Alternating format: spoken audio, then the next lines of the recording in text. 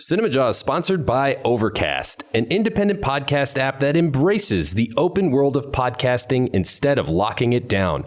No exclusives, no premium content, no paywalls. Just a great podcast app for everyone. Get it for free in the App Store. And we thank them for their support.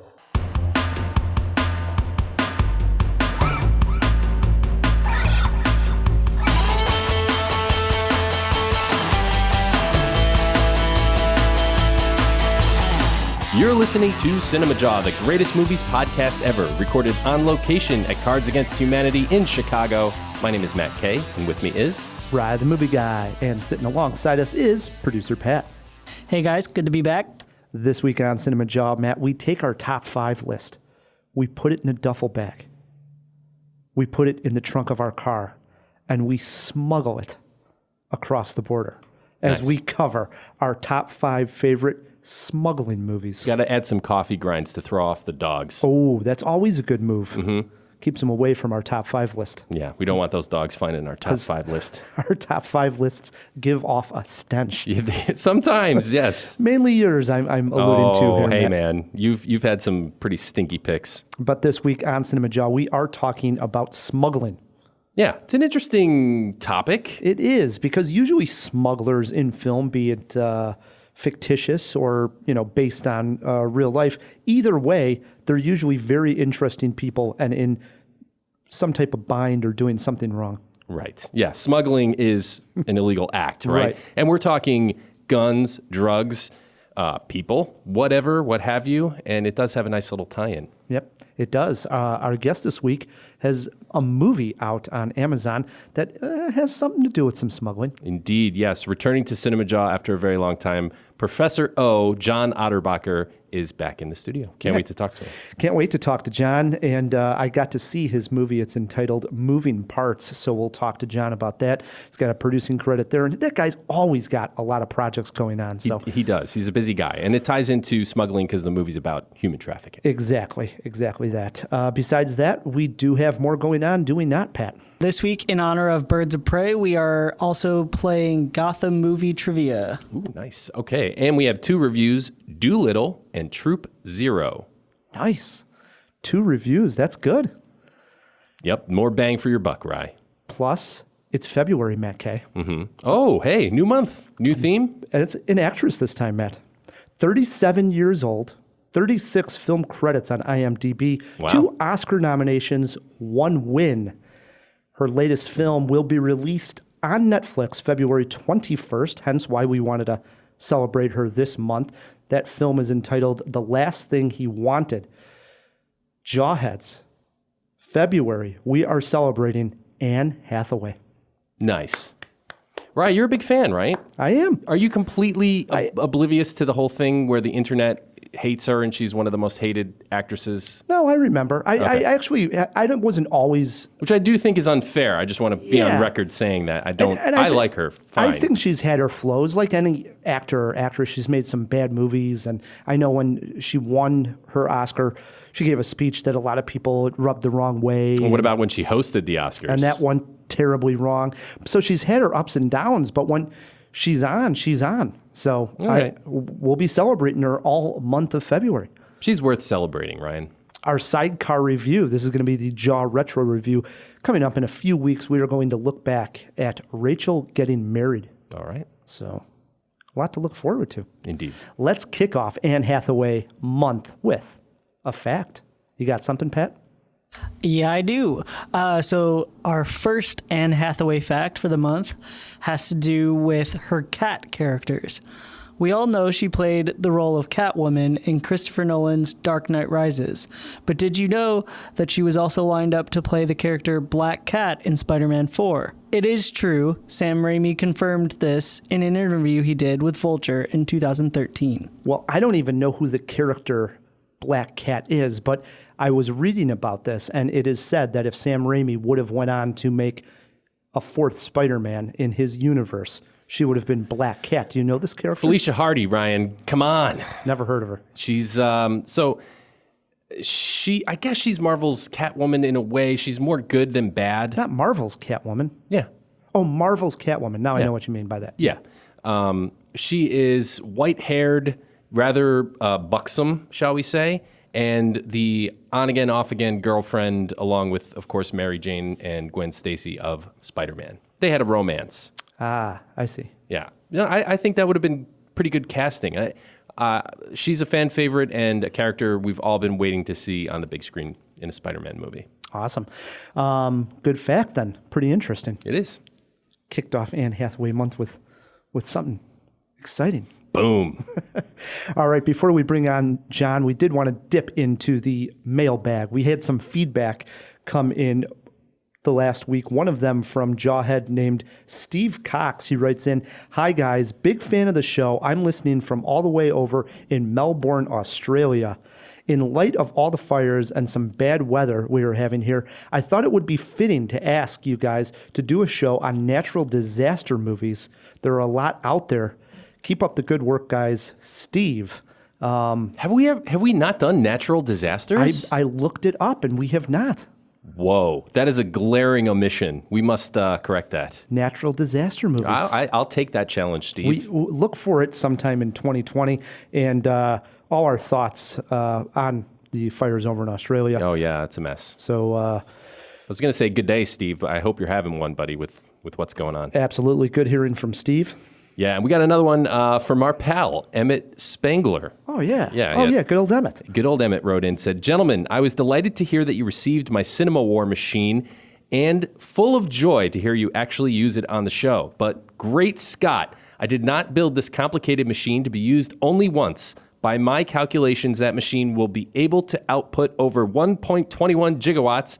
I mean 1.21 million Cinema War topics." That's a lot of Cinema War. Sure is. Jeez. "Fire up that machine, boys," he goes on to say. "Always good listening, Emmett Spangler." P.S., he writes, "The best scene of the year was the knife fight scene in John Wick 3. The molecular structure of that man is breathtaking."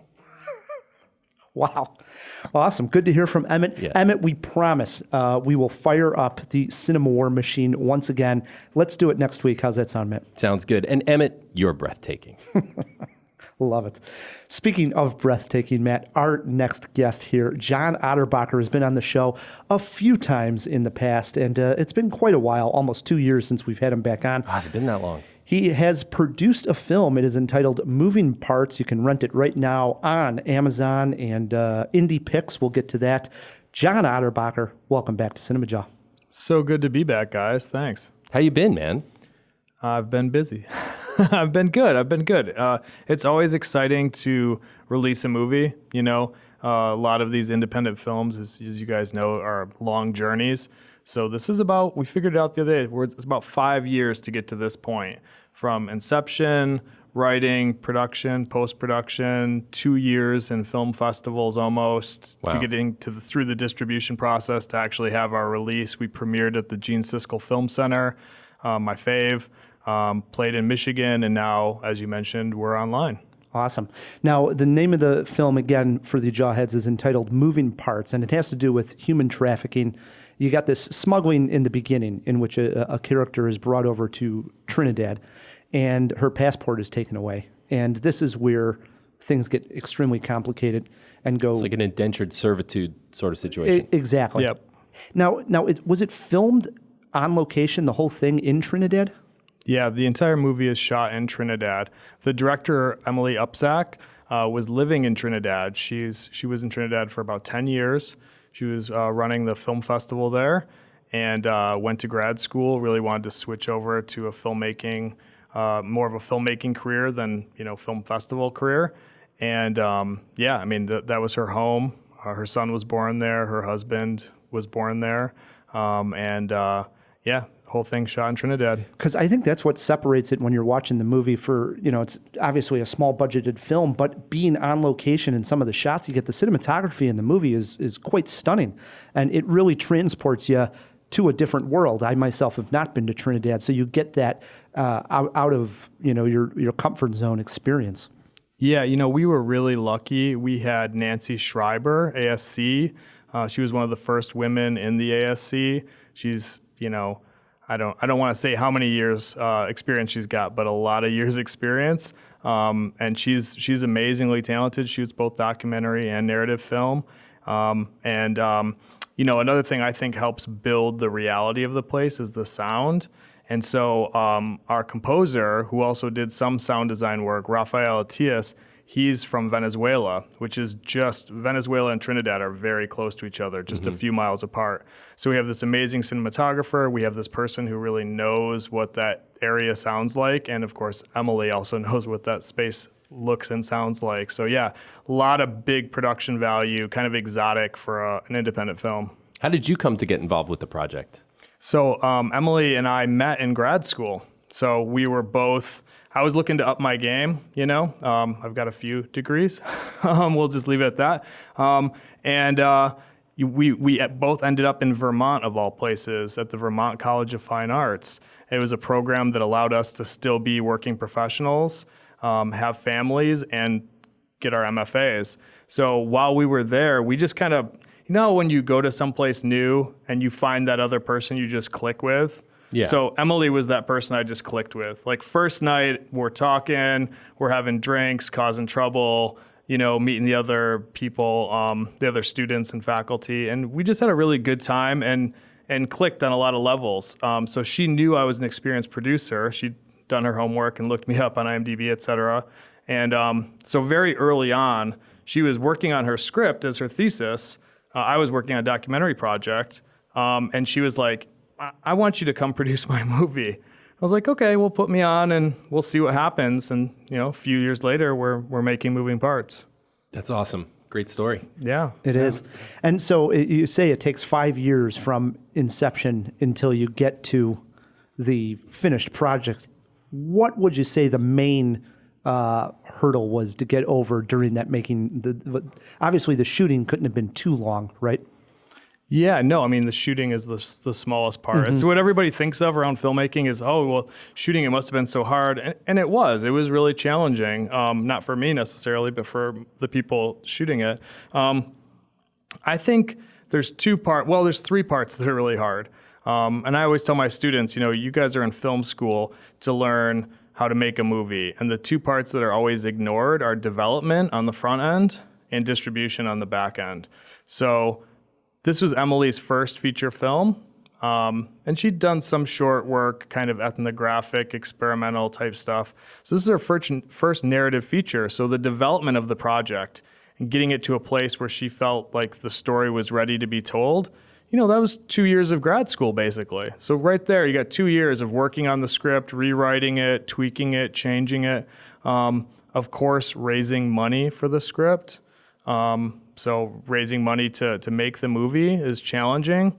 Emily she's also credited as a producer on the film, and she's much better than I at that. And being in Trinidad, I think, gave us an edge in a couple of departments there. And then the distribution on the backside. Whenever you have a movie that doesn't have immediately recognizable people in it, we had some amazing actors, and they have done television and film work, but they're not names, big names. They're not household names, right? Right. Yeah. So when you're trying to get into film festivals and distribution, that's a big obstacle to overcome. Festivals were really interested in the film because of the subject matter, because it wasn't like a lot of independent films they were getting. It played really well internationally. But distributors, though they liked the film and they liked the topic, they're always looking at what's going to be the draw for the movie. Right. So, they're trying to make money. Absolutely. It's the film business, right? So, that was challenging, finding the right partner. And finally, we did find a distribution partner in Indie Pix, and we've been really happy so far. Where not only are we on Amazon in terms of a rental, we're on Amazon in terms of the Indie Pix subscription. Yeah. And so if you could talk about Indie Pix, because so I went and I got a little screening room I set up in my place, and I just rented it straight from Amazon, which you can do, Jawheads. But there is also this feature it gave me if I signed up for Indie Pix. So is this its own service, or is that through Amazon? Or Yeah, it's a cool new thing. We've seen subscription services. I mean, Netflix is the biggest streaming subscription, right? And then Amazon, Hulu, et cetera. But then we saw some of the premium cable guys jumping into it. You could get HBO Go or Now, and that's technically a subscription. Right. Even the old TV networks are doing it. Right. CBS, yeah. Exactly. So now we're seeing some of the distributors and some of the smaller players in the game who are now able to have their own subscription. They have enough content to draw you in where you're like, for $6 a month, I can see a lot of movies in a month, and IndiePix has movies that nobody else has. Right, that's the draw. Yeah, so it was really cool. And they also do traditional DVD, which is great. There's, we kind of forget about it, but there's a lot of places in the world, and because this is an international film where DVD is still really quite dominant. Mm-hmm. So getting it on DVD so that everybody has access to it is really important. And then we're actually distributing the film on Vimeo internationally. So I know you guys have a lot of international fans. I know people already are renting it in the Caribbean, and they're renting it in Europe, and hopefully we'll be renting it in Australia and Asia as well. That's awesome, man. Congratulations. Yeah. Thank you so much. Yeah, You're definitely. welcome. Again, I saw the movie. It's well worth checking out. It's entitled Moving Parts, so check it out, Jawheads. One other thing that I wanted to get to is there was a merger you were explaining before we hit record. Part of CineSpace, which had this Stage 18. We should explain what CineSpace is. Right. It's a big movie studio here. It's the biggest movie studio in Chicago. One of the biggest ones outside of LA, if I'm not mistaken. One of the biggest in North America, yeah. Yeah, it's huge. So CineSpace is where all the big TV shows and movies shoot when they're in Chicago. Because even though they're shooting aspects of it on location, outdoors, there's still going to be a lot of parts that for budgetary reasons and control reasons, they're going to shoot in a soundstage. And Illinois has a great tax incentive. So everybody is kind of coming here right now because of our tax incentive and CineSpace, and we're also pretty liberal politically, especially around some issues that are hot button issues right now. And so production companies and studios are moving away from other states and coming to Illinois. So that's a little plug to the Chicago, Illinois, or the Illinois Film Office right there. Anyways, so CineSpace is the studios where this happened, and Stage 18 was this little indie film incubator, literally on Stage 18. So every sound stage has a number. Mm-hmm. Stage 18 had a number, Stage 18. So they had a sound stage, but then they built some offices adjacent to it. I, through my involvement with IFP Chicago, we had office space in Stage 18. We'd hold a lot of events there. And then over the last period of time, it's public now. IFP Chicago, a nonprofit organization supporting filmmakers, and Stage 18, an indie film incubator, also a not-for-profit, at CineSpace with a location, merged, and now we're the Independent Filmmakers Alliance, the IFA. So it's a pretty exciting time in Illinois and Chicago because we're really looking at IFA not as just Chicago or just the Midwest, but we're really looking at it as a national film organization. And so we're right on the front end of building that. That's awesome. That's very exciting, man. I love hearing stuff like that to help young filmmakers and students and people that want to get involved in making films in the Chicago community. What a win. It's an exciting time to be in Chicago making movies, I think. Couldn't say it better, man. I agree. Yeah, that's good stuff. No doubt. John is sitting in on this entire jaw. He has his top 5 smugglers and smuggling movies picked out. All right, John, I'm going to ask you one more question here. I'm going to put you on the spot. It has to do with our theme of the month, Anne Hathaway. What is your favorite Anne Hathaway movie? Can I give you my favorite and maybe a runner-up or two? Ooh, wow. Yeah, why not? Sure. All right. Okay. I like the way this guy thinks. All right. So I like movies and I like people in the film industry for a variety of different reasons. So while I don't think this is an amazing movie, I got to shout out to Anne Hathaway for Colossal. Colossal, an independent movie. Good pick, John. I just think it's cool how that came together. She's credited as a producer on the film. And that's not a movie that the big studios are going to make. That's got to 100%. come, kind of out of the left field a little bit. And the fact that she's going to put her name on something like that, just respect. Mm-hmm. I like Dark Knight Rises. I know it's not the favorite of the trilogy, but I like Dark Knight Rises. I thought she was pretty good in that. But I got to go with Interstellar. Wow. Yeah, that was a great performance, man. It's a great performance. And, I think it's one of those films. I don't want to say underrated films because I think people respect and like the movie, but I think it's a really challenging movie. And so a lot of people are maybe put off by that. They're like, oh, Interstellar, that's cool. And then they're like, oh, that hurt my head. Yeah, it did hurt your head. And sometimes that's good to be challenged. And again, like she's picking these mainstream movies and then she's doing these movies. I mean, Interstellar is a big budget movie, but she's picking these movies that are not mainstream movies, that are challenging material. And I think that's cool. She does she has a good range. I'll give her that for sure. I agree. When she's not doing like princess movies or whatever. Right. Had to throw that in there. Princess Diaries. Oh, good stuff. This is going to be a heck of a jaw, is it not, Matt K? It is. All right, let's get this thing rolling. Matt, when Eddie Murphy completed the second Dr. Dolittle in 1991, I'm pretty sure film historians were in agreement around the world. This is it. That is everything you can do with the Dolittle character. But then, in 2017, there was a horse whisper about a change in this philosophy. It was announced Robert Downey Jr. would take on the role and that the movie would be set in the Victorian era. Film historians everywhere were in shock, but also in agreement again. Iron Man can do no wrong. Or could he? Matt and I, two talking animals ourselves, hit the theater to check it out. Are you Dr. Dolittle?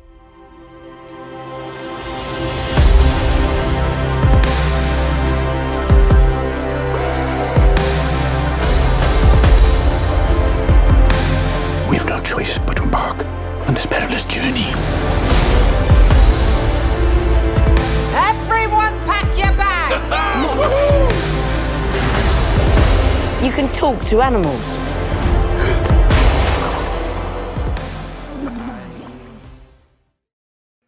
Whew. This was the most painful experience I have had with animals since I was attacked by a goat in a petting zoo. I was 7 at the time. The plot, an extreme weak point of the film, is this. Dr. Dolittle has given up on life since he lost his wife. However, he is convinced to make a dangerous journey to help save Queen Victoria, who needs a rare fruit in order to survive. Dolittle, an annoying boy, and his talking animals venture out into the high seas. I know this movie is made for kids, but the writing was so awful, I felt bad for the animals who had to deliver the lines. Matt, can you find any silver linings here? What was Iron Man thinking? He was thinking, I am Dolittle. There was nothing slightly painful about this delightful family romp, Ryan. Oh, come on. I know with names like Rami Malek, Antonio Banderas, Kumail Nanjiani, Octavia Spencer, Ralph Fiennes, Marion Cotillard, and John Cena, you might have been expecting an early Oscar contender for 2021. Alas, lower your expectations and you'll do just fine. It's Dolittle, a guy who talks to animals. There are princesses and talking giraffes. It's a children's story, Ryan. And I know that your petting zoo trauma may prevent you from having any fun or connecting to your inner child, but I, for one, can't wait to take my kids to see this. RDJ does a great accent and portrays the character in a way that gives him a history without having one shown on screen. I believed that his character had had many adventures before. The stakes are appropriate for a children's film without pulling any punches, and the tiger scene, as well as another dangerous animal at the end, in particular, were great. Each animal character is given enough personality to have a satisfying arc to play out, and the special effects were pretty damn good. This isn't Lawrence of Arabia here. It's not supposed to be. But I'm not sure why this film is getting so much hate. It was a fun adventure story, and I liked it. Rye, what did Dolittle do too much of to ruffle your feathers? This was not a fun adventure story. It felt taxing at times. There was nothing exciting or adventurous about the film. What are you talking about? They go out on the high seas in a ship. There's cannons. They're being chased. I couldn't disagree more about Robert Downey Jr.'s performance in this movie, about him having like a history. I felt he just phoned this thing in. It was a total joke. And the whole idea of I'm the not saying talking it's his animals, best performance, but it was fun. I don't know. the writing is so poor that I think your two sons, what are their ages? 12 and 5. Both of them are going to say, Dad, the writing sucks. That's how aware they're going to be. They're going to love it. They're going to love it, dude. No, you're dead wrong. The jokes in this movie are awful, and there is nothing rewarding about this. And in fact, there's one scene in particular we have to discuss. Okay, and let's discuss. This is the dragon farting scene on Robert Downey Jr. Okay, it was a little unfortunate. Number one, how did Robert even say, yes, this is a good idea? I'll stand behind a dragon, and we're going to do a gag where it blows gas on me. And it is just painful to watch. Dolittle is not good. He's a veterinarian, okay?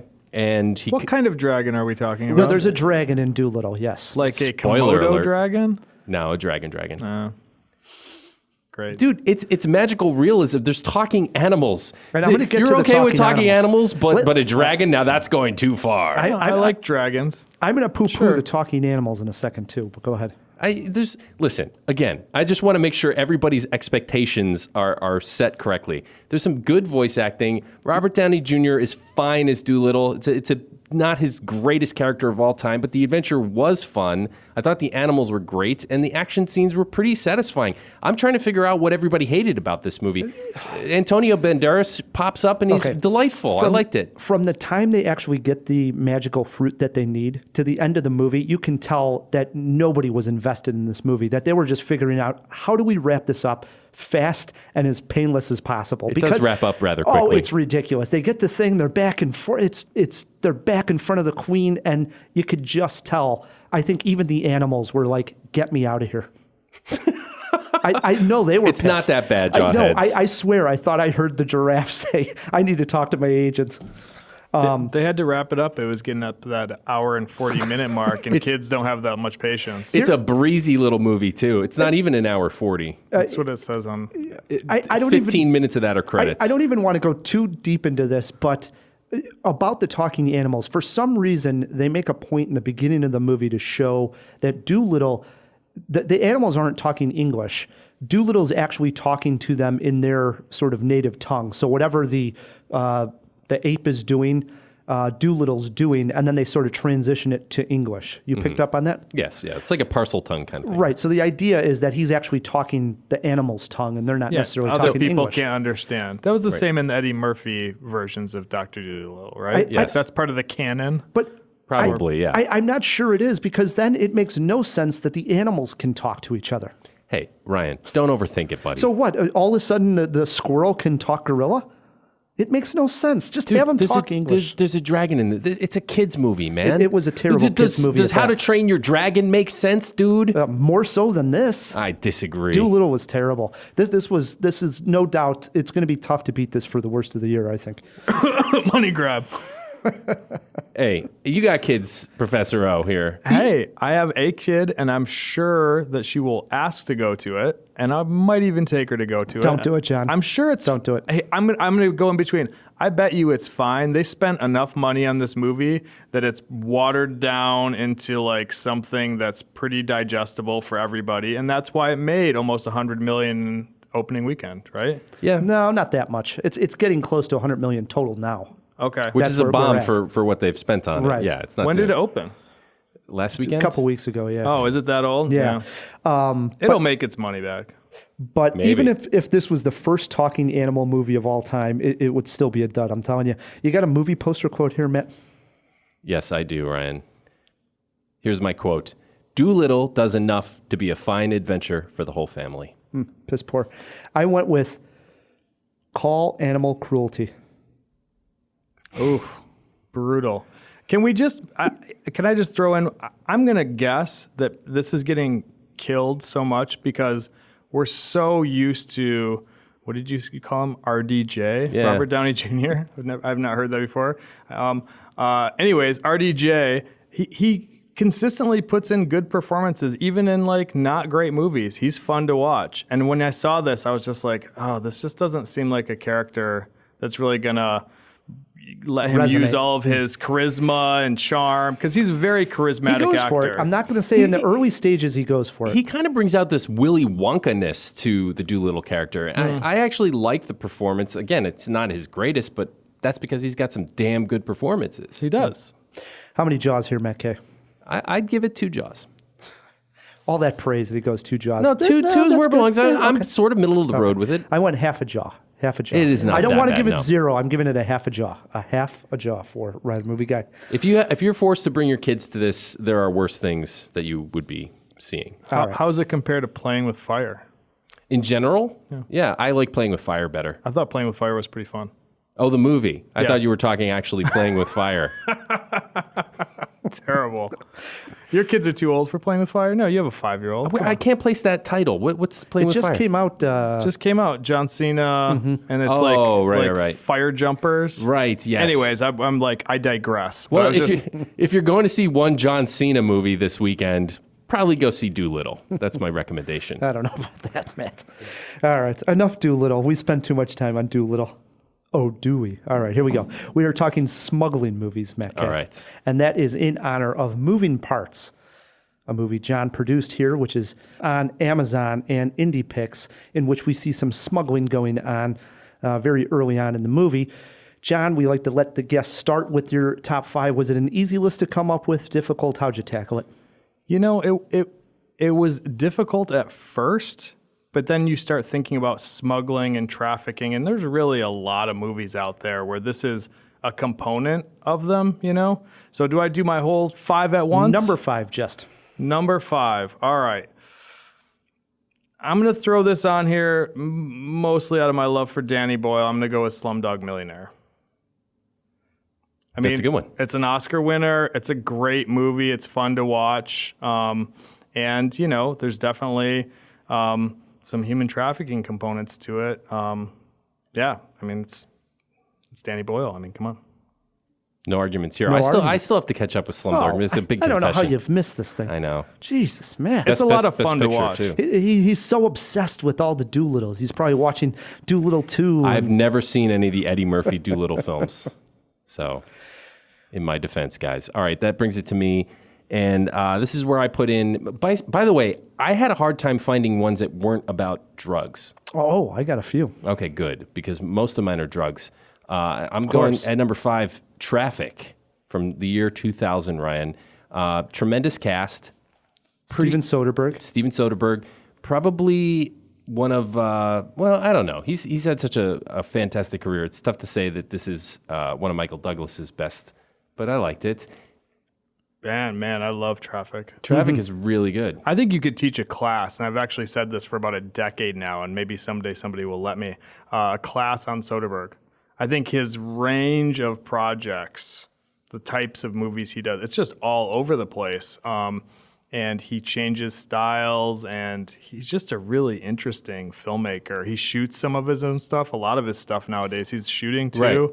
Cool guy. I love Traffic. He's doing stuff on iPhone now. Yeah.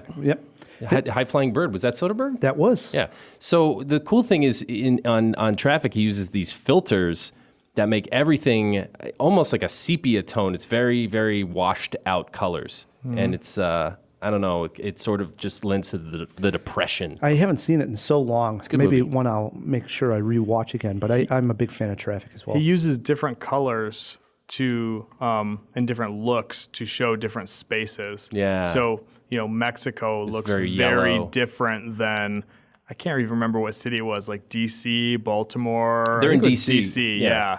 yeah. And DC has a very different look. I Very mean, it's blue. just, yeah. You guys ever see The Limey? Oh, No, I yeah. never did. Oh, Soderbergh movie. That's a great That is a little good one. gem of a Soderbergh movie where he also plays with color a lot. It's really fun to watch if you like that thing. I do. He did it in High Flying Bird as well, where he played with the color in the scenery. So I do not know what you guys are talking about. I'm embarrassed. What is High Flying Bird? That was a Netflix movie that came out, Okay. I want to say February or in that early stages of last year. it was All kind of right. about basketball players and sort of controversy and You know where he drew the comparison was that basketball players were on strike from the NBA, and the players themselves started to say, "Hey, what if we just started to do like one-on-one stuff and started charging people?" And it's definitely a parallel to him being a filmmaker saying, what if I just took my iPhone and started shooting this and putting it on Netflix and getting away from, the players getting away from the NBA, much like the filmmaker getting away from the studio system. Man, I remember hearing about this, but if you guys are into it, I'm throwing it on my queue. There you go. My number 5, speaking of smuggling, here's an item that they smuggle a lot in the movies. Diamonds, Matt K. Diamonds. And in 2006, Edward Zwick directed Blood Diamond. Yes. Starring Leo DiCaprio, Jennifer Connelly, in which DiCaprio plays a diamond smuggler in Africa, and a huge pink diamond is found. And he wants this as sort of his last job. It's worth X amount of dollars. He can get off of this continent that he feels that he's just been there too long, seen too much bloodshed over these diamonds. And what unfolds is the story of just how brutal the Blood Diamond War is, and how we as consumers need to stop putting such a high price on the diamonds, because there are people and people's lives, are ending and are in major conflict in parts of the world to get these stones out of, the mines. Right, and right. It's for our fat little fingers. And for something that we've put value on. I mean, the stone itself doesn't have any value. It's just we've become, obsessed with this particular stone, and it drives the price up, and there's people dying over these things. And sometimes we don't realize that when we walk into a store and buy something. An interesting tidbit is the diamond was not part of our engagement culture and ceremonies until pretty recently, like the last 100 years or so. And it was brought to the engagement ring by, of course, the diamond industry. Yeah, great marketing on their part. Indeed. And the cost of human lives is terrible. And they Thanks, were putting diamond industry. And shame on a little bit on the movie industry, because it was very big in the diamonds, putting them into the movies to get people to want the diamonds. I think it did a good job of shedding some light on that topic. It did. I didn't know about it prior to it. Did. If you haven't seen Blood Diamond, do check it out. So. If you do get diamonds, you can make sure that they're it's not fair. Conflict free. Conflict free. Thank you. Yeah, I was going to say fair trade, but that's or wrong. Or go ahead and try to convince your fiance that she shouldn't have a diamond because of good luck. Yeah, good luck. Into our 4s we go, John. All right. Man, this is the list is getting tougher. I got a little list in front of me, and I got to pick one of them for number 4. I'm going to put this one. Yeah, I'm going to throw this. Taken. Yeah, that counts. I mean, Taken is a kick-ass action movie. I like it. I mean, I'm pretty diverse in my likes, as you guys know. Liam Neeson is fun. He like almost created a whole brand for himself off of this movie, the Liam Neeson action movie. The old man kicks everybody's ass. But really, this is a movie about human trafficking where his daughter is taken to be trafficked. I mean, it's literally a human trafficking movie. Yep.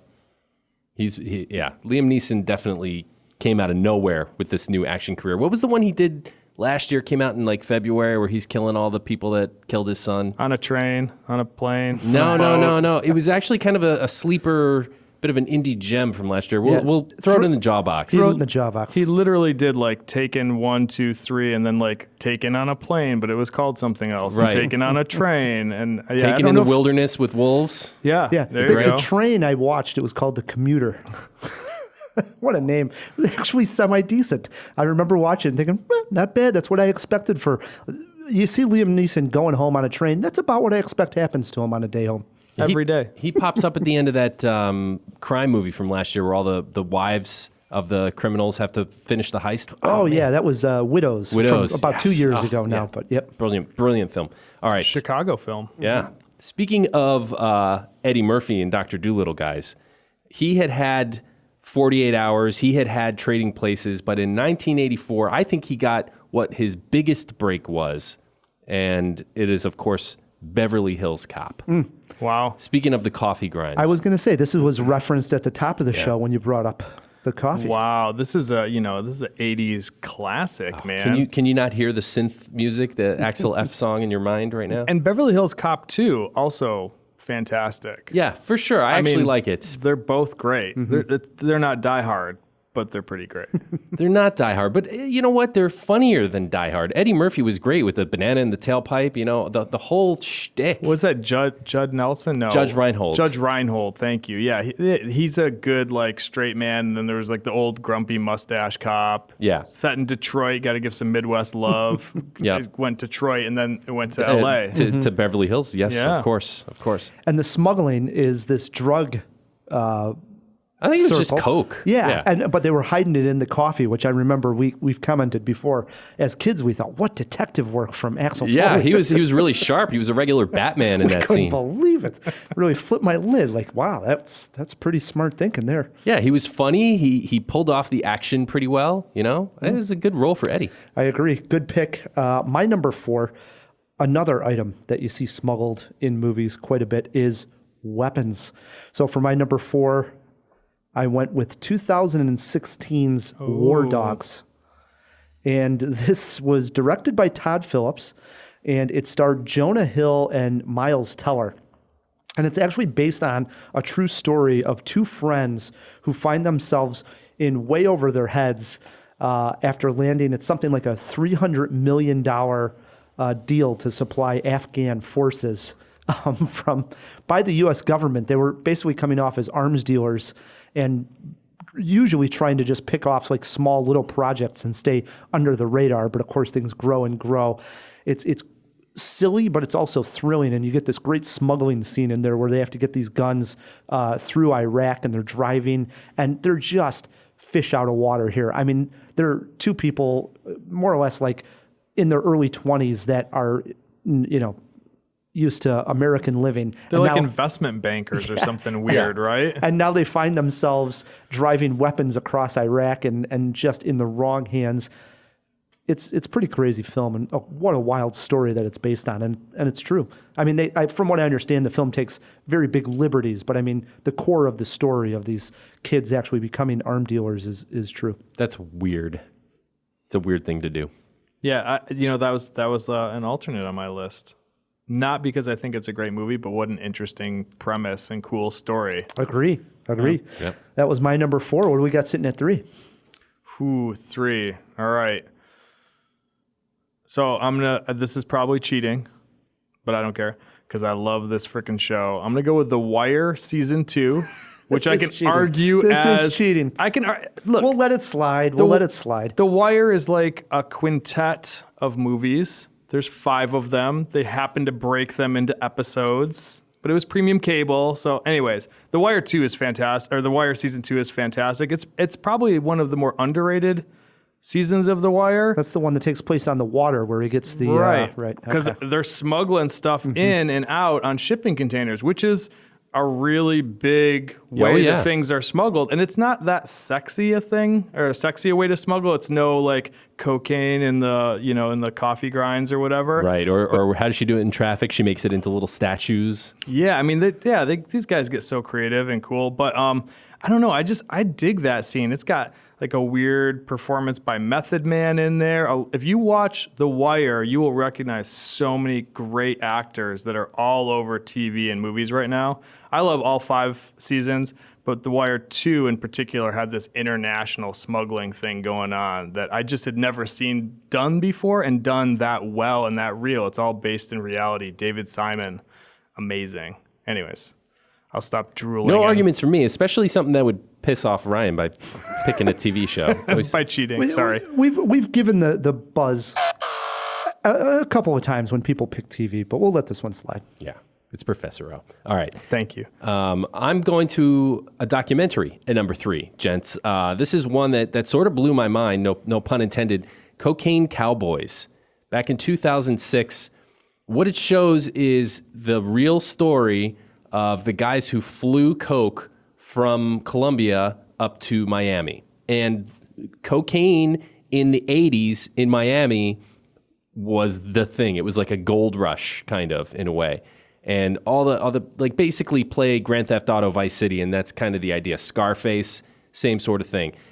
It was just a boomtown. It was the capital of cash and murder. And these are the real guys that were actually doing it, the ones that are still alive, telling their story pretty frankly and candidly to the camera, and it's intercut with all these old photos and video footage and stuff like that. And it's just amazing how much chutzpah these guys had to have to pull some of these capers. I saw this pop up, and I've not seen the film. Oh, it's worth it. One I should write down in the journal and give it a spin. It's a fun documentary. Yes, it's really interesting if you're into that sort of thing, Nice. which I am. The DEA and how they're evading, and it's like a cat and mouse game. I'm writing it down. Yeah, it's worth checking out. My number 3 pick is a film that came out in 2007. For as big as actors that are in it and director here, I would say it actually doesn't get enough love and not enough mentions on this show. And you mentioned, Matt, about the smuggling aspect of how they get the stuff in is a lot of times the creative point and make something stand out. And in this case, it's pretty unique as well. The film I'm highlighting here is American Gangster, which was directed by Ridley Scott. So you got a powerhouse director, and it starred Denzel Washington and Russell Crowe. And it tells the true story of Frank Lucas, who was a gangster that smuggled heroin into the United States. Get this, Matt, by using service planes returning from the Vietnam War was how he was getting his heroin in. And the heroin had a name. It was called Blue Magic. And he was getting it in and paying these pilots and the servicemen to bring it over so cheap because they obviously just needed the cash and didn't think of all the harm that they would be doing. And he's getting it in that way. And of course, Russell Crowe then plays the CIA agent that is tracking down the case of how this is all going down, how he's built this gangster empire and this heroin trade that he has going on. He's got the U.S. government army in on it. Right, in on it. It's a wild movie. Highly recommend if you haven't seen American Gangster. Did you see this one, John? I did. I remember seeing it. I think it's a solid movie. I remember enjoying it. It's one of those movies where I enjoyed it, but I didn't love it enough to go back and watch it a bunch. Ridley Scott, expectations are so high. I think it's a good movie. I agree. I don't think it gets as much love as it deserves. And while we're sitting here talking about this list, I was thinking about Good Morning Vietnam, which is the comedic partner to that movie, right? Because they're smuggling stuff all over Vietnam. He was doing a bunch of crazy stuff. He was? I thought he was just a radio DJ. No, in the beginning, there's a pilot and a plane and stuff being moved around. Or am I confusing that with something else? Are you thinking of the Mel Gibson movie? I am thinking of the Mel Gibson movie. That was called Air Vietnam or something. Oh, can we Throw throw it that in the fish jaw tank. back? Yeah. All right, sorry. Anyways, but and you're talking about Cocaine Cowboys, and all I can think about is Blow, which I think is based on the story of the Cocaine Cowboys. I mean, that's literally it. I don't know. There's so many good once we crack this open, there's so many good ones. Oh my gosh. Yeah. Anyways, Can make a case for Star Wars. I thought about that earlier, too. right? The Smuggler's Bounty. I was thinking Han Solo, but Han Solo's not that good. What do you got sitting at 2? All right. Well, I'm going to take Traffic off my list. I think it's great, but we already talked about it. So I'm going to pull it off my list because as we're talking about this, another one pops into my head this is a killer movie, Sicario. Yes. Denis Villeneuve, I think is how you pronounce his name. Written by Taylor Sheridan, Hell or High Water. I mean, this is a powerhouse of a movie. I love Sicario. And again, I just hadn't really thought about it. And then you start thinking about people smuggling stuff over the border, and you're like, oh yeah, Sicario is an amazing smuggling movie. That's what the whole film is about, really. Totally. I love the ending of that film where they got to go through that humongous tunnel that has been built underneath the border. And it's just terrifying. The night vision. The vision. Suspense. And just the idea the dinner scene. Oh, fantastic. And what does it have in common with Traffic besides the subject matter? Amazing performances by Benicio del Toro. Yes, that's a good point. So unsettling in Sicario. I mean, so unsettling they gave him a sequel, which is not very good. And his performance in Traffic is also great. Couldn't agree more. And the good use of color in Sicario as well. It's fantastic, that shot where they're going down into the desert. Sunset. Yeah. All right, that swings it over to me. I'm finally going to get off cocaine, gentlemen, and go to human trafficking. Bit of a stretch maybe, but a great film. Talking Schindler's List at number 2. I think we've talked about it quite a bit It's definitely a smuggling movie. It is, and to be honest, it's a good. Wasn't even on my radar of thinking smuggling movies. And now that you say it, I mean, it is. It's just a weird way to think of it. It's a good human trafficking. Right. It is, right. It's like the reverse, the other side of the coin. Yeah. Yeah, it's a good human trafficking. But nevertheless, he was smuggling humans. Absolutely. Trying to get them out of harm's way during World War II by keeping them in his employ, and successfully saved the lives of, I think, like over 40 Jews in Nazi Germany. Maybe it was more than that. No, I think like hundreds. I believe so, too. Okay. Hundreds, maybe thousands. I don't know, a lot. A lot. Can we throw that in the fish tank? How many Jews did Oskar Schindler save, at least in the film? Anyway, great. We were talking Liam Neeson. Safe to say this is his best movie. Well, this was right? before he was an action star, right? This was true. This Well, was serious, no. Liam. This was not before he was an action star. You're forgetting about Darkman. Oh, well, that doesn't count. Stop. Yeah, of course it counts. Of course it counts. You don't like Darkman, dude? I know people that love Darkman. Darkman is awesome. That's Raimi. Yeah.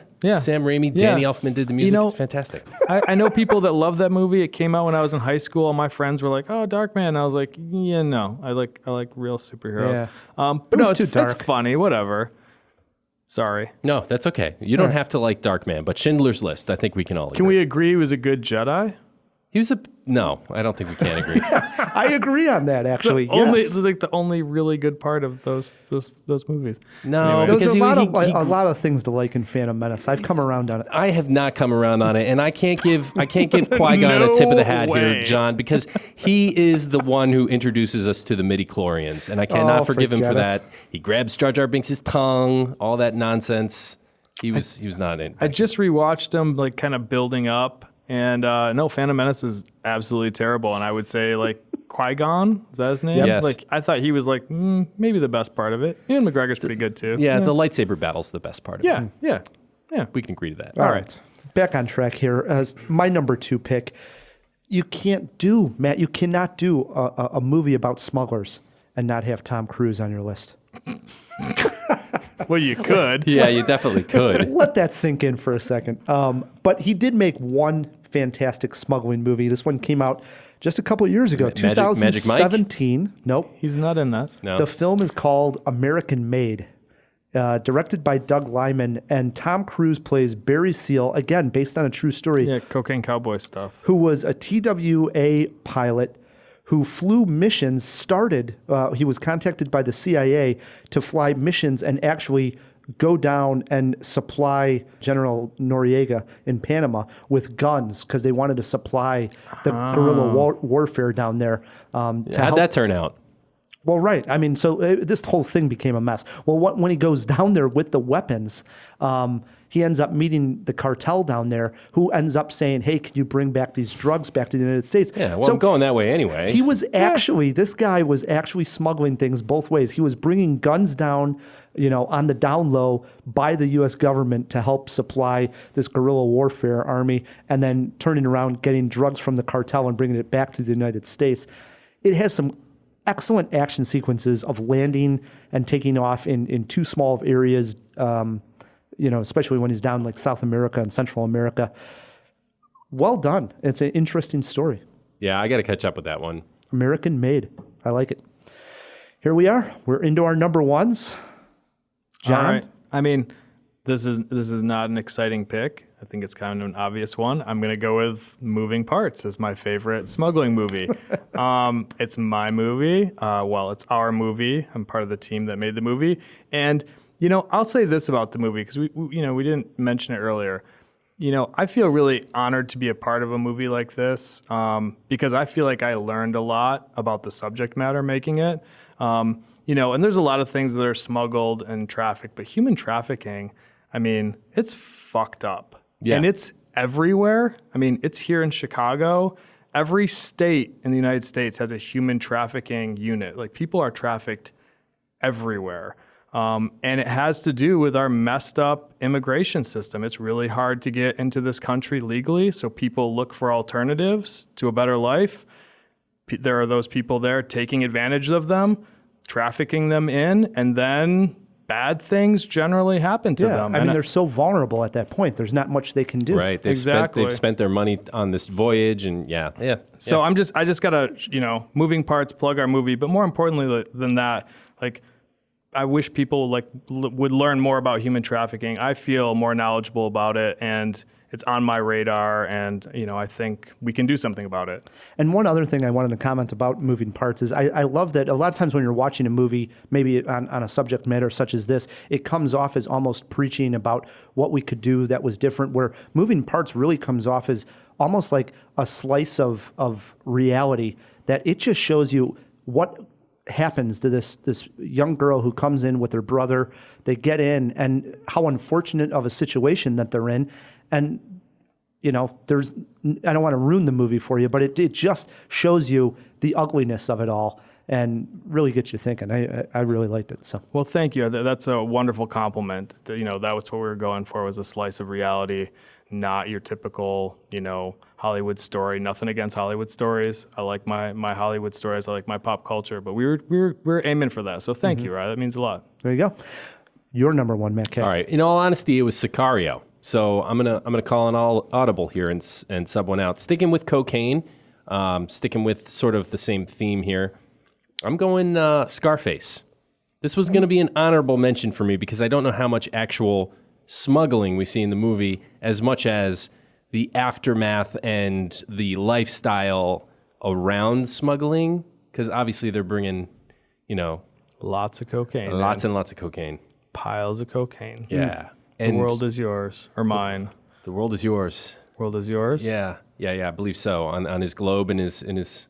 Because I always think, the world is yours. Because I always think of like the Nas song, "Whose world is this? The world is yours." I mean, that's like Scarface is a go-to for hip hop, right? Like they go to that movie. So I can never remember if it's "The world is yours" or "World is mine." It's "The world is yours." Because he says Nas's response to that is, "The world is mine. It's mine. It's mine." Anyways, oh my God! Nerding out. What a moment. Do you guys De Palma. like this? Yeah, De Palma. De Palma. Oh yeah. How can you not like De Palma? Gritty, violent. Say hello to my little friend. Al Pacino and probably his best, right? Godfather. He's got some great ones. He's tough to just limit it to just that. Right. That's okay. Fair enough, guys. Fair enough. Right. What's the one where he shouts a lot and he's blind or something? Sorry, Son of a Woman. Yeah, Scent of a Woman. I thought you were just going to say, what's the one where he shouts a lot, and we're going to be like, oh man, there's about 100 of those. All right, my number one, actually, I picked it because it's a smaller movie, but it really does have to do with the smuggling aspect. Like the whole movie is about the actual smuggle as they try to get cocaine into the United States using drug mules. The movie came out in 2004. It's entitled Maria Full of Grace. Yeah, that's not what she's full of, though. Right. So Maria is a young Colombian girl who is pregnant. Her family has a large family. They need support, and she gets talked into becoming a drug mule, which entails swallowing something like 5 or 6 really large pellets of cocaine. Basically, it's just going to come out the other side.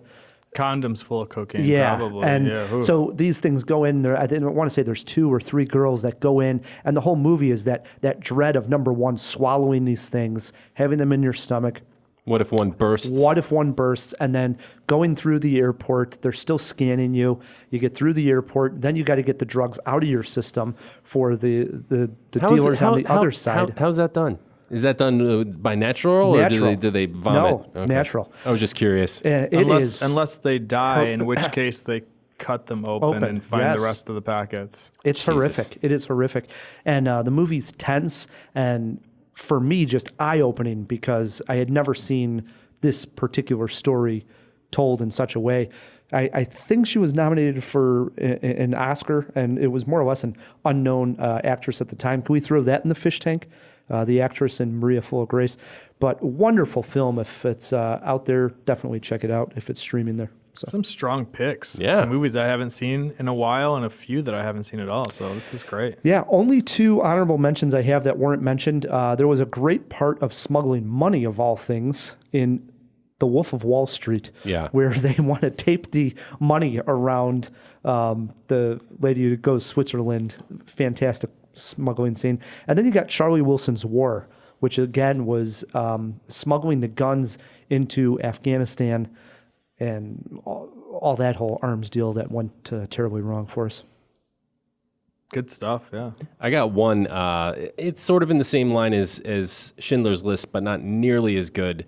The Zookeeper's Wife. I didn't love this movie, but the book is good. I subsequently read the book, so I don't know about the movie, but Yeah, I mean, I think my alts were already said. I mean, Traffic, War Dogs, I thought was a really interesting take. And I'm sure that I'm missing a million. Well, Blow, I mentioned, as like an alternate to one you were talking about. there's a ton. You can make a case for the Cheech and Chong, like first couple movies. They're running weed. Yeah. If we missed your favorite movie about smuggling and you have Twitter pulled up, please shoot us a tweet at Cinemajaw, or you can use our email, which is feedback@cinemajaw.com. Still to come, we have a review of an Amazon movie. It's out on Amazon Prime right now, entitled Troop Zero, plus Matt Kay versus John in Gotham movie trivia. Stick with us. Let's all go to the lobby. Let's all Hey, Jawheads, Matt Kay here. You know, Anne Hathaway has gotten a lot of guff from the internet over her long career, and I think that a lot of it is completely unfair. She reminds me time and time again that she is a tremendously talented actress, as she did in this clip, where she says goodbye to Jake Gyllenhaal in Love and Other Drugs. I'm not gonna get better. That's bullshit. This is bullshit, all right? I'm tired and I'm bored. What are you bored of? Parkinson's isn't my life. I have Parkinson's. Why can't I just live my life instead of becoming this project? Do you know that what's ahead of me is bad enough? Don't you want to get... No, you want. This has become way too important to you. What are you talking about? Don't you want to get better? Yes, desperately. It's not gonna happen, all right? Newsflash, there's no cure. Apparently, you need to know that I'll get better in order to love me. That's insane.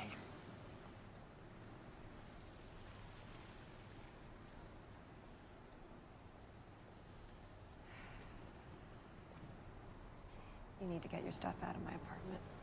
What the hell? You're on the fast track, Randall. Chicago, then management, next stop CEO. If can't do that with a sick person holding you back. I can do anything I want.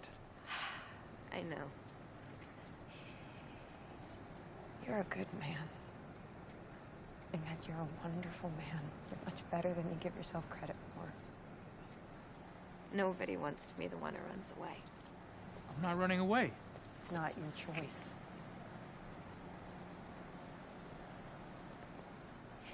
Let's just go home. We can even make love. And then you have to leave.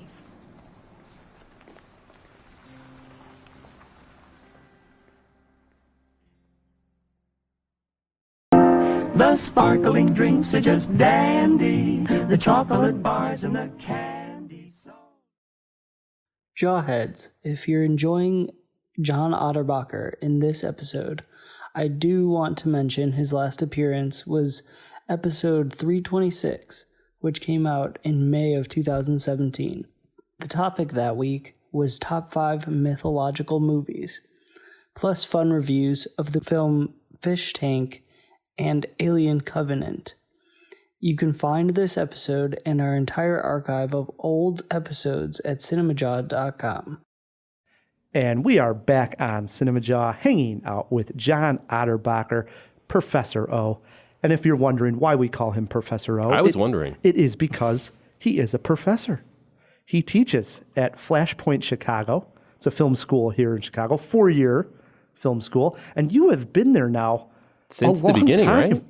You know, so Now that I'm thinking about it, it's been a while, yeah, and it's not quite sensible. I was there the first year. I came in the summer, so kind of the end of the first year, and I taught a class as an adjunct, and you know, it was a startup. It was a crazy place, and we're now in over 10 years. Wow. I've been there over 10 years, so the school is probably closer to coming up on 12 years, probably. And I've only taught there no other place for the last 10 years. I think I went and taught a class over the summer in Michigan, but I think I've taught exclusively at Flashpoint for a decade now. In all honesty, John, that's really cool. When you got the first teaching gig there, did you think, well, this will be good for a year or a semester? Did you think you'd be doing this 10 years later? I knew I was going to be teaching, and I taught at a number of different schools, and there was a cool energy about Flashpoint. And there still is, we're like the underdog. We're the small film school in town, and it's not a knock on the other film schools. We just do things differently. We're pretty nimble. We can change direction more quickly, I think, than some of the bigger schools. And I've had a blast teaching there. It's hard work, but I've really enjoyed my time at Flashpoint, and still am. I'm teaching classes right now that I've never taught before because they didn't exist, and I'm getting to develop them. And that's exciting as hell. Yeah, you don't get to do that at a lot of schools. I think, you come in and the curriculum's developed and you might tweak something, but you don't get to develop new curriculum. I've developed a ton of classes. I mean, whole emphases and parts of others with some great colleagues. So, I feel really lucky to have a full-time teaching gig in a city like Chicago. That's great. Wonderful. Awesome. For more information, if we got young students out there that want to go to Flashpoint, is it flashpoint.com? If they look up Flashpoint Chicago, they're going to get to it really quickly. We're actually part of a school in Hollywood now. So we've gone through a couple iterations, but we merged with a college in Hollywood, confusingly called Columbia College Hollywood. I don't want to distract or bore your listeners by going through the story of it. But yeah, we are Flashpoint Chicago, and we're part of this other school. So now we have 2 campuses. So you could take classes in LA, you could take classes here. Awesome. Yeah, if they look up Flashpoint Chicago, they're going to find us. Do nice. it. Yeah, do it. Do it, Jawheads. All right, before we get to trivia and before we get to our second review of the show, which is Troop Zero, we threw a few items into the fish tank. Let's open up that fish tank. Wait a moment! It's fish! Isn't it? DC! Wake up! Wake up! No, Pat, it's a giant glass bowl. Hey, get some fish folk. Who's coming with me besides Flipper? Here. That's a Sicilian message. It means Luca Brasi sleeps with the fishes. You're gonna need a bigger boat. All right, we had a few questions, as Ryan said. The first one was the Liam Neeson movie that came out in 2019, and that was called Cold Pursuit. Yes, Cold Pursuit, which was better than we thought. Yeah, it was actually really good. It was. That's what I'm saying. I recommend that one. The Liam Neeson completist, that is Professor O, should check this one out. Mm-hmm. I don't know if okay, sure. Liam Neeson completist. I am. People tease me I'm a completist. Oh, Movies, TV shows, I have to watch stuff beginning to end. I can't be distracted. I got to watch a whole movie. I can't start 2 episodes into something that's bullshit. You got to start at the beginning. If you're gonna bookend Liam Neeson's career, it's this and Darkman. You got to.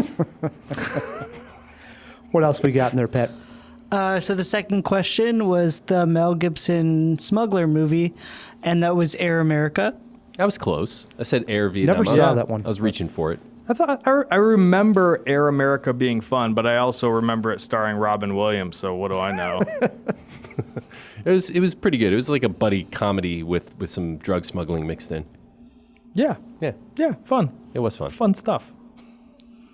The third question was how many people did Oskar Schindler save during the Holocaust? And he is credited with saving 1,200 Jews during the Holocaust. You were way off, Matt. Wow, I really didn't think that was the case. I thought I was going to be 40. I thought in my head, I haven't seen it in a long time, but I thought hundreds, but wow.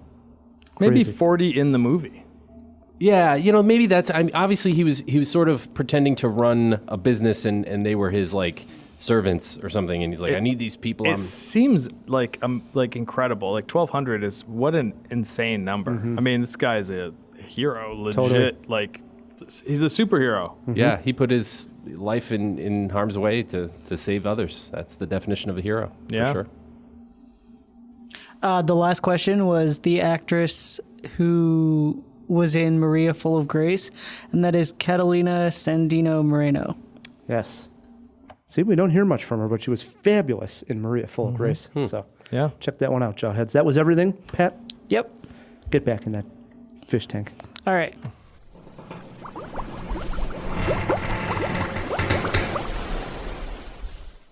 Matt, Yeah. ever wonder what would happen if you mixed the 2012 film Beasts of the Southern Wild with Wes Anderson's Moonrise Kingdom? After watching the latest film on Amazon Prime, Troop Zero, I think we have our answer. Could this quirky movie about Girl Scouts win Matt Kay and I over? I was so excited to find out, I almost peed myself in excitement. Want to be Birdie Scout? Want to go to Jamboree? Jamboree is a talent show. Is that you, or is trash you? It would have been good for you to be around other girls. Lord knows I'll raise you like one of them hillbillies. Joseph, I want to be birdies. I'm not a girl. There's nothing in the whole book that says you have to be. To make a troop, we need a minimum of 4 scouts. You know I ain't your friend, right? Yeah, I know that. The film takes place in rural Georgia in the 1970s. We meet Christmas Flint, a young girl who lives with her dad and does not fit in with the normal crowd. Upon hearing of a competition for young Girl Scouts called Birdies, in which the winning troop will have their recorded voice put on a gold record by NASA and sent off to space, Christmas has a new goal: start her own Girl Scout troop. She rounds up other misfit kids who do not fit in, and with the help of Miss Raylene, played by Viola Davis, they start Troop Zero. From here, I think we know where the story is going to go. At least I did. So let's start there, Matt. Was the story too predictable? And if so, were the characters quirky and interesting enough to cheer for anyway? Yes, no. The story was too predictable, but the characters were not quirky and interesting enough for me to cheer for anyway. And I think you gave it way too much praise by comparing it to the aforementioned films. It's more like Bad News Bears, the new one with Billy Bob, meets Revenge of the Nerds 3.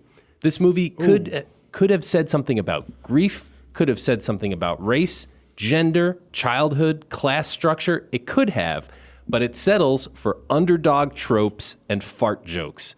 The child actors, I'm sorry, but these were poor performances.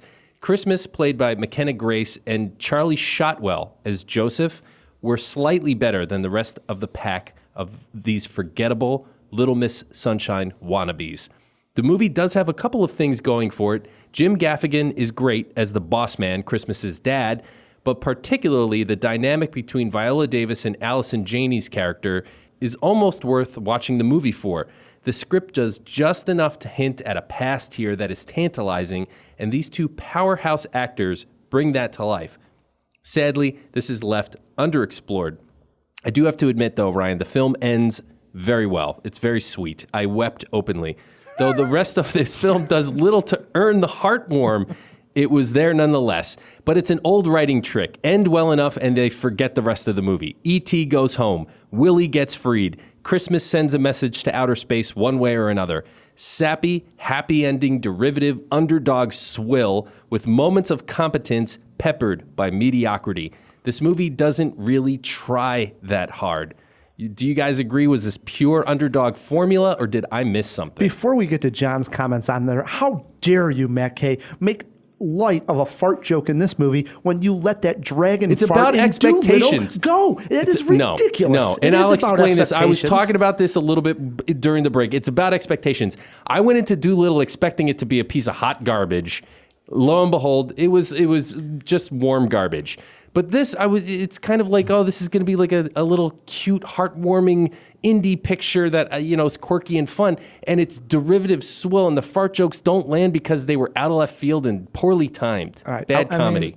Expectations will certainly help you enjoy a movie more. If your expectations are low, it doesn't make the movie better. Categorically, empirically better, John.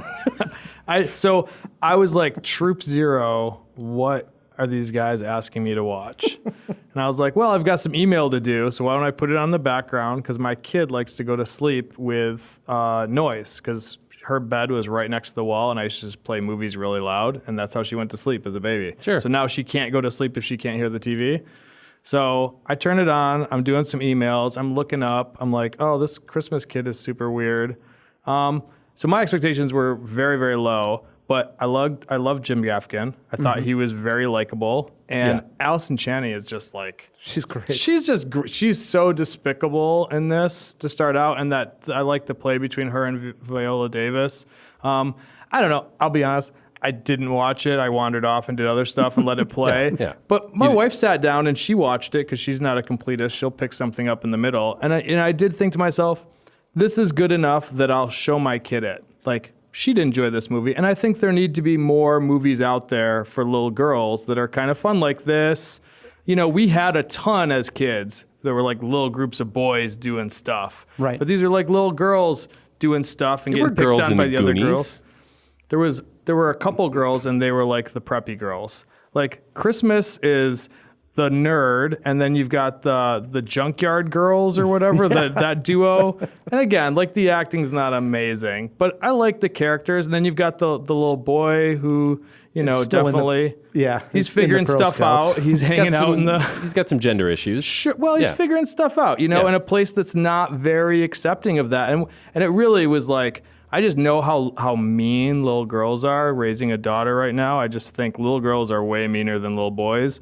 And when the little girls are picking on Christmas and calling her like the bedwetter and stuff like that, I was like, that felt real to me. Like there was something about that. Like little girls, I think are kind of vicious like that. I think all kids probably. Yeah, but like boys, it might be a little worse. I think girls are more vicious psychologically. I think boys will like run up and like punch you or kick you.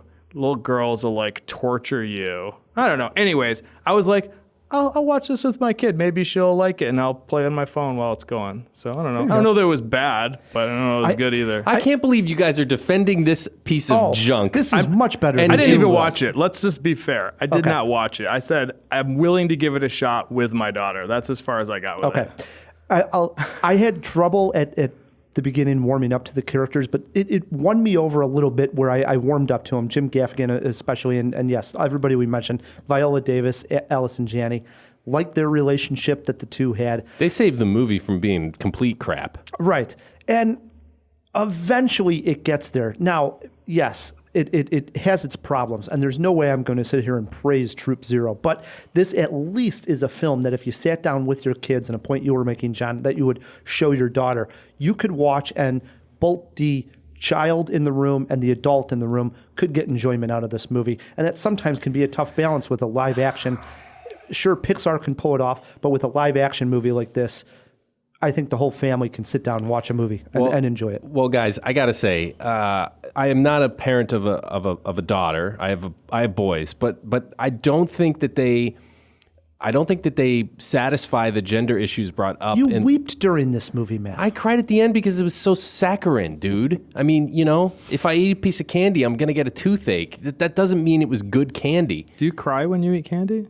Sometimes, if it's really good candy. What a great picture in my mind right now. With a Snickers hanging out my mouth. I lost my train of thought here. Sorry. I did want to give a highlight, which was a food fight scene in the movie. All right, go ahead and give your highlight while I try to remember. So there is a scene where this Troop Zero is supposed to be doing, I believe it's like a cooking exercise to get a particular button. Pin, what do they call those things? Badges. And badges. And they're supposed to get the Merit badge. And the other Girl Scout troops who are the meanies, if you will, that John had pointed out about being mean to Christmas, are also in the room. And slowly but surely, a food fight starts.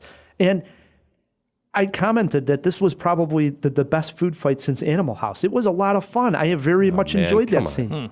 It was good. So Christmas is a weird character, I have to say, and I just figured out why she's weird. She's Forrest Gump. Like she's not an idiot. She's a smart little girl. She starts the movie kind of like and smiling at everything. She's a little. Think she's slow? I don't She's think on the no. spectrum. No, I'm not saying that. She's so positive that it's blinding to everything else. That Okay, well, that's fair. It's that aspect of Forrest, and that kind of gets on my nerves a little bit. I don't think Forrest Gump's a very good movie. I'm just going to go on the record and say that. And that's kind of off-putting to me about it. So I guess I'm siding with both of you. Okay. So what I was trying to say earlier, really quick, is that it does raise a lot of issues. The movie just like sort of scratches the surface, like the poor rural kids going to the jamboree. They have to drive through this rich town. Obviously, Joseph is struggling with his identity a little bit, and like you said, in a time and a place that was not very welcoming. Christmas she's obviously interested in science type stuff, and she's being like stereotyped and held down to this BS standard of what women need to be, carrying dolls and stuff like that. It presents all those things and satisfies none of them. It just leaves it all right on the table, and that pissed me off. But it does have a nice little ending. So look, I got a question for you guys. Has Amazon put out a good movie? Oh, not just an okay movie, like a really good movie. Like TV shows. I can get behind some TV shows. I'll give you one out there right now to watch when you go home after doing this wonderful podcast. The Aeronauts, which was with Eddie Redmayne and Felicity Jones about going up in the hot air balloon and discovering sort of the weather and everything. I saw those excellent. Playing at the Music Box, and the Music Box doesn't generally play garbage, and so I did think about that. Okay. It's streaming right now on Amazon Prime. And The Report with Adam Driver was another direct Amazon Prime movie. Enjoyed both those. They got the All dough. right. They're just going to find competent filmmakers to make some good movies for them. This is not one of them. Matt, how about a movie poster quote? Rewatch Little Miss Sunshine and Troop Beverly Hills instead. I went with, if you have to pee, don't wait until the end. Yeah, that scene was weird, man. It just didn't work. How many Jaws, Matt K? 1.5, 1.5 Jaws. I know he's doing this just to tick me off. No, man, I have it written down here, dude. 2.5 Jaws. 2.5? Dude, I didn't even give Dolittle 2.5. It's 2.5 Jaws. No, Troop it is Zero not. is 2.5 Jaws. I'm probably more likely to see Troop Zero than Dolittle. Thank you. Yes. Jawheads, I got to tell you this. Ryan is wrong on this. Totally wrong. I'm not. It's not a... 2, I would have been like, okay. No, it's a 2.5 Jaw movie. Matt cried during it, and he's giving me a tough time. Well, you know what he said. It's like candy or something. I cried in Dolittle, but it was like, why? Why am I here? I was having like a life crisis. Like, why am I watching Dolittle? Anytime you tug at the heartstrings with little kids and like, Yeah. It's weird, though, that this movie is stacked with good actors, and they didn't even try and play it in the theater or anything. That does, as a filmmaker, that does speak to, you got Viola Davis, you got Allison Janney, you got Jim Gaffigan, who is in my buddy's movie. Did you guys see Them That Follow? I have not seen that yet. It's in my journal here. Great. Jim Gaffigan's got range I did not know about. This is a serious role in that movie. Check it out. Okay. Anyways. All right. Let's play some trivia here, I'm guys. ready. It's time for trivia. All right, Jawheads, it's time once again for Cinema Trivia, where one lucky contestant gets to take on Matt K in the hot seat. Starring your host, Rye the Movie Guy!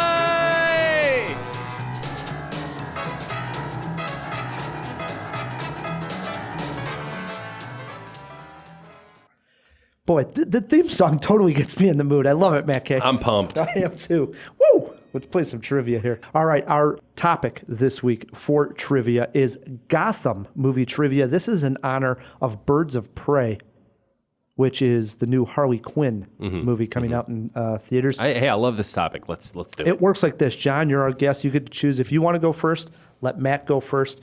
There are steals, and if you get hung up on any questions, one, dip into the fish tank for Pick Me Up Pat. He's got clues to all the questions. I'm going to go first. Definitely. Question number Offense. 1. Here we go. This actor, John, portrayed the Penguin who lived in the sewers of Gotham in the 1992 film Batman Returns. Danny DeVito. 1-0. John, question 2 over to Matt K. Matt, who played Alfred, Gotham's famous butler, in the Christopher Nolan trilogy? Michael Caine.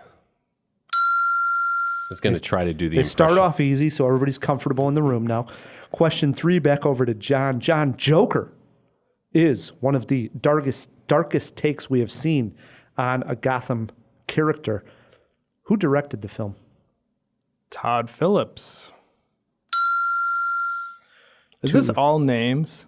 2-1, John. Oh my gosh, this is my weak suit names. I don't remember names. Question 4 over to Matt K. We just talked about her. Viola Davis, who is wonderful in Troop Zero, has appeared in one film that takes place in Gotham. Name it. Wait. Yeah, Suicide Squad. 2-2. She was sort of their wrangler, their handler. Yeah. Question 5 swings back over to John. John, Superman, of all people, appears in Gotham in 2016's Batman v Superman. What actor played Superman in that movie? Jim Caviezel? Where did that come from? He's actually semi-close. I can see where it came from. Jim Caviezel was the Batman before that then? No. Or the Superman before that? No. Not in the movies. No. Maybe on one of the TV shows or something. No. Superman Returns? It's only been one guy. Brandon Roth was that guy. Brandon Routh, yeah. Roth, whatever his name was. Henry Cavill. Oh, yeah. In that great show, Witcher. Right. Haven't seen it yet. Don't ruin it for me. Sorry. 3-2, Matt K. And question 6 is over to Matt. Okay. Tim Burton is responsible for bringing Gotham to the big screen in 1989's Batman and 1992's Batman Returns. Burton directed one movie in between those two Batman films. It came out in 1990. Name the movie. I'm going to take a wild guess at this. Edward Scissorhands. Wow. 4-2, Matt K. 2 questions left. John, we need them both. Oh, the pressure. John, when Alicia Silverstone played Batgirl, what actor in the movie played Robin? Oh, John is rolling his eyes. His head is way back. Weren't we just talking about Son of a Woman earlier? Isn't it the kid? He's in Son of a Woman. I can picture him. I thought you were reaching for Al Pacino. Al Pacino as Robin. Can you imagine? That's fantastic visual. But you are right. He is in Scent of a Woman. Oh, that's funny. Names are hard. You do have a lifeline if you need it. I don't know if it's going to help. Yeah, no, I got to use the lifeline. Wow, into the lifeline we go. Thanks for the reminder. Pat. Who played Robin? Your clue for this one is CO of CSI. Oh, he's in CSI now. CO. Well, obviously, LL Cool J. No, that's not my answer. I can totally picture this guy, too, and he's fallen off that he's doing CSI, whatever. Yeah, because he was doing some great work as Robin in the Joel Schumacher Batman. Well, everyone was, weren't they? It's just award-winning, top to bottom. Clooney's best. I'm just buying time here. I can totally see him. I got enough. Brandon Roth is not his name. LL Cool J. Dude, I'm actually struggling with this guy's name too. Christopher, and it begins with O, right? C-O. Christopher Owens? I don't know. Thank you, Matt. Sorry. Chris O'Donnell. No, thank you. O'Donnell, yes. Yeah, even with the CO, even with you getting Chris, I still couldn't think of his name. I couldn't either. Dude is terrible. It is 4-2. The last question of the game is over to Matt K. Matt, who voiced the character of Robin in the 2017 Lego Batman movie? Wow, dude. Deep cut. Jeez. Deep cut. Lego Batman? Okay, so... Get out of here. I didn't know this was actors. Unreal. That he would pull out a question like that on it is unreal. So it was Zach Galifianakis as the Joker. Okay, I didn't ask that, though. And it was Will Arnett as Batman. Wow, you're doing really good at this point. Mark Hamill? I have no, Mark Hamill wasn't... He's a better Joker than Zach Galifianakis. He's the Joker in the animated series, right? I know. I'm going to go ahead and jump in the fish tank here. Pick him up, Pat. Who voiced Robin in the 2017 Lego Batman movie? Your clue for this one, Scott Pilgrim and Juno actor. Oh, wow. Okay. Michael Cera. Wow. He was Robin. Matt wins this one 5-2. Smoked. Can I get a handshake here? Smoked. Nice job, Matt.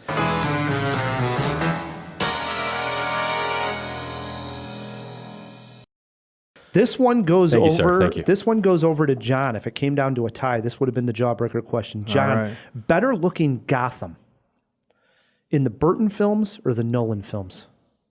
Talking about the city of Gotham. No, there's no question. Like from a cool artsy position, you got to go with the Burton Gotham. But I'm a Chicagoan, man. You got to go with Nolan. That's right. We're sitting in Chicago and that's actually Gotham. That's correct. We in the Chicago's Midwest are loyal, if nothing else. Well, I mean, we're Especially other Chicago. things too. Hell yeah, man. We gotta.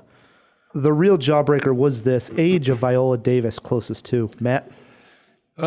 She looks great. She looks great in Little Miss Sunshine 2 or whatever the hell the movie we just watched was. Troop Zero. Yeah.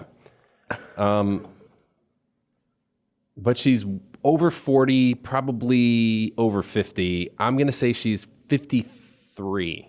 Lock him in at 53. John, you got to guess. It's a good guess. This is a superpower. Is it? I guess so.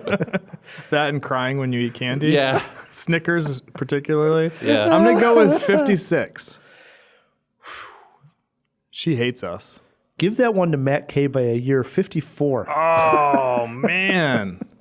We were both very close. How do you do it? But you were smart. You always guess low because if she ever listens to this, she'll never talk to me again because I went high. You never do that to a woman, to a lady like Viola Davis. That's terrible. I believe I've said this before on the job, but I miss my calling as a carny, guessing people's ages. There's still time. That's true. It's never too late to realize your dreams. John, we always want to have something to look forward to when we ask to have you back. So what's in the pipelines? What are you working on here? Man, it's an exciting time right now. I've got a lot of projects that I'm connected to. So spinning out of Moving Parts, we were literally approached at a Moving Parts screening by a government agency that wanted to highlight Venezuelan refugees in Trinidad. So we're doing a narrative film about human trafficking, and we're approached to make a documentary about another immigration issue. So that was exciting. That's Nearest Neighbors, almost the entire same team as Moving Parts. Cool. And unlike Moving Parts, which took 5 years, it took 1 year. It was literally from shooting to completion and screening in Trinidad in 1 year, and hopefully it'll be here in Chicago soon. Awesome. And a real Chicago project. I don't know, do you guys know who Barry Gifford is? Sounds familiar, but no. He's like a beat poet writer guy. Anyways, he's well known in Chicago in the literary circles. And you guys may have heard of Lost Highway or Wild at Heart. So Wild at Heart is an adaptation of his short stories. So he's worked with David Lynch. And I'm consulting producer on a movie, Roy's World, Barry Gifford's Chicago, which is approved by Barry Gifford and David Lynch, which is pretty awesome. Wow. Totally. Yeah, and that's making its premiere at the Glasgow International Film Festival next month. Wow. And it's going to play, I can't talk about all other places it's going to play. We're still under embargo, but it's playing at some other places before it's going to, screen here in the States this year. So that's exciting. And then there's another project I can't really talk to you guys about, but because we mentioned Robin Williams earlier, it's kind of oddly connected to Robin Williams, yet has nothing to do with Robin Williams. It's another documentary project I'm really excited about. Can't talk about it. And then Emily and I are doing another project together, Emily Upsack and I, the Moving Parts team. And that's about water use with a female protagonist in the West. So we're doing another narrative fictional feature with kind of a social justice topic. I think water use is a really big issue. And it's going to become more of a big issue, I think, in the coming years. Sadly, I think you're right. Yeah. So anyways, just a lot of stuff going on, man. So we have a lot to look forward to have John back in the future for the Jaw. Awesome. I can't wait. Yeah. Same. And we got to thank you for coming on this week's Jaw. It's always a pleasure. You guys can have me anytime you want me. That sounds weirder when I said it out loud. We also got to thank our producer Pat. Yeah, it was great as always, guys. Thanks. Thanks. Matt, we also got to thank our sponsors. Yes, thanks to Overcast and the Chicago Podcast Co-op who help us get cool sponsors like them. If you'd like to support Cinemajaw, leave us a review wherever you are listening to this podcast. And while you're there, please click subscribe, one extra button, and it helps us out a lot. Until next week, I'm Ryan, the movie guy. I'm Matt K, and keep on jawing about the movies.